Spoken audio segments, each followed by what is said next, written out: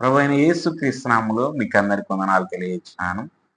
మనం రోమా పత్రికను అధ్యయనం చేస్తా ఉన్నాం. రోమా పత్రిక 3వ అధ్యాయము 21 నుంచి 26 వచనాలు మనం చూద్దాం. ఈ వచనాలను ఆధారం చేసుకొని మరి పాఠం యొక్క పేరు సువార్తలో బయలుపరచబడిన దేవుని నీతి.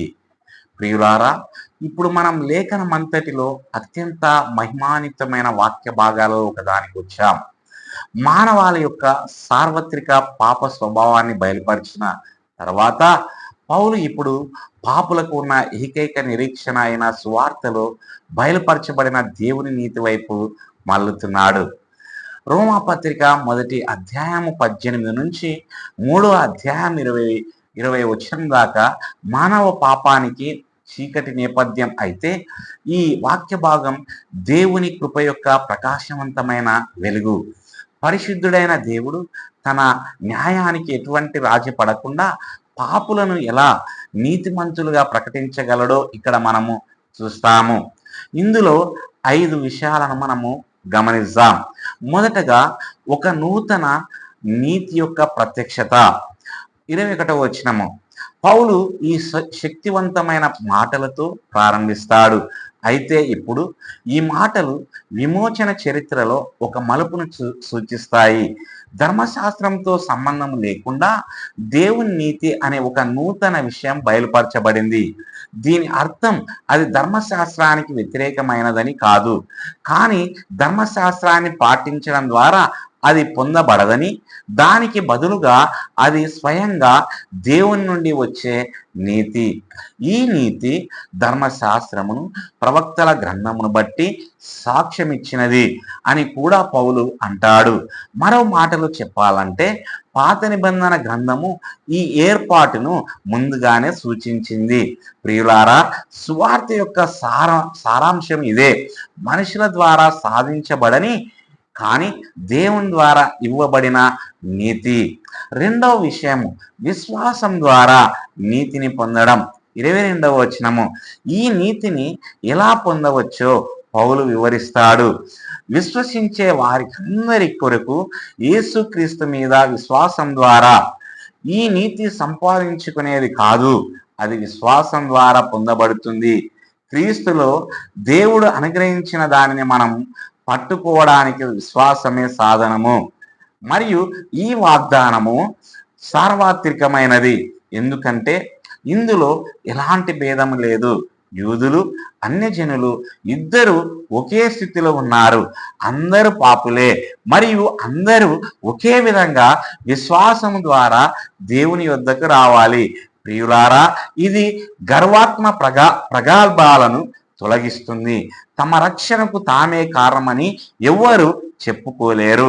అది కేవలం క్రీస్తునందు విశ్వాసం ఉంచడం ద్వారా పొందే కృపావరము.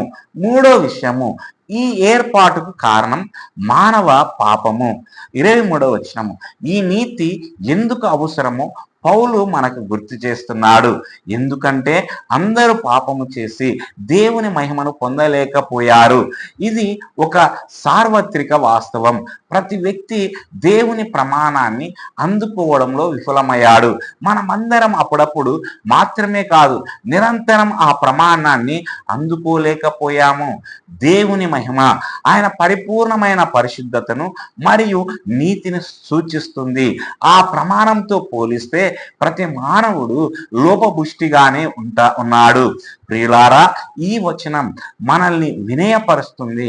మనమందరం ఒకే విధమైన కృప అవసరములో ఉన్నామని ఇది మనకు గుర్తు చేస్తుంది. 4వ విషయము నీతిమంతులుగా తీర్చబడడం యొక్క స్వభావం. ఒక ఉచిత బహుమానం. 24వ వచనం క్రీస్తు యేసునందు ఉన్న విమోచనము ద్వారా ఆయన కృపచేత బహుమానముగా మనం నీతిమంతులుగా తీర్చబడ్డామని పౌలు ఇప్పుడు వివరిస్తున్నాడు. నీతిమంతులుగా తీర్చబడడం అనేది ఒక చట్టపరమైన ప్రకటన. దేవుడు పాపిని నీతిమంతునిగా ప్రకటిస్తాడు మరియు ఇది కృప ద్వారా ఉచితంగా జరుగుతుంది.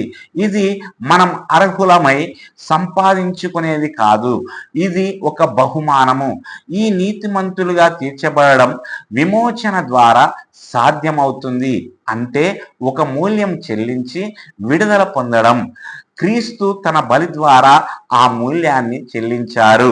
ప్రియులారా, రక్షణ అనేది నీతిమంతులకు ఇచ్చే బహుమానం కాదు, అది అనర్హులకు ఇచ్చే బహుమానము. ఐదో విషయము, నీతిమంతులుగా తీర్చబడడానికి పునాది క్రీస్తు ప్రాయశ్చిత్త బలి. 25 నుంచి 26 వచనాలు. పౌలు ఇప్పుడు మనలను సువార్త యొక్క ప్రధాన అంశానికి తీసుకువస్తున్నాడు. దేవుడు క్రీస్తును ఆయన రక్తము ద్వారా ప్రాయశ్చిత్తముగా నియమించాడు. ప్రాయశ్చిత్తం అంటే క్రీస్తు బలి దేవుని ఉగ్రతను శాంతింపచేసింది. దేవుని నీతి పాపానికి శిక్షను కోరింది మరియు క్రీస్తు మన స్థానంలో ఆ శిక్షను భరించారు. ఇది దేవుని నీతిని ప్రదర్శిస్తుంది.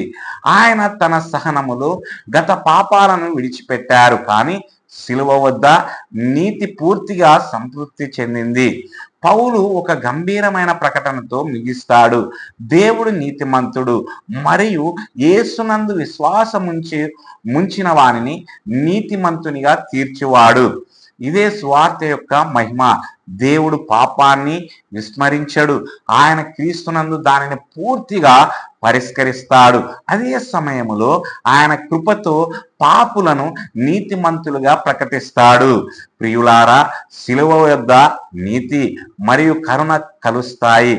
దేవుడు పరిశుద్ధుడుగానే ఉంటాడు, అయినప్పటికీ ఆయన పాపులను రక్షిస్తాడు. ముగింపు, ఈ వాక్య భాగము సువార్త యొక్క అసలు సారాంశాన్ని వెల్లడిస్తుంది.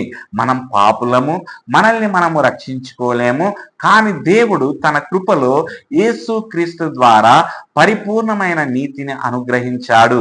ఈ నీతి విశ్వాసం ద్వారా పొందబడుతుంది, ఉచితంగా ఇవ్వబడుతుంది మరియు క్రీస్తు యొక్క సంపూర్ణమైన కార్యములో ఆధారపడి ఉంటుంది.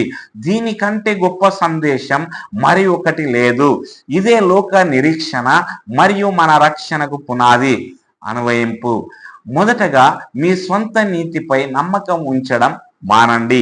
విశ్వాసం ద్వారా దేవుని నీతిని స్వీకరించండి. రెండవదిగా, క్రీస్తు యొక్క సంపూర్ణమైన కార్యములో విశ్రమించండి. ఆయన యందు మీ రక్షణ భద్రంగా ఉంది. మూడవదిగా, దేవుని కృపను చూసి ఆశ్చర్యపడండి. అది అనర్హులైన పాపులకు ఉచితంగా ఇవ్వబడుతుంది. నాలుగవదిగా, మీరు పొందిన నీతిని ప్రతిబింబిస్తూ కృతజ్ఞతతో మరియు పరిశుద్ధతతో జీవించండి. దేవుడు ఈ మాటలను దీవించి ఆశీర్వదించునుగాక. ఆమేన్.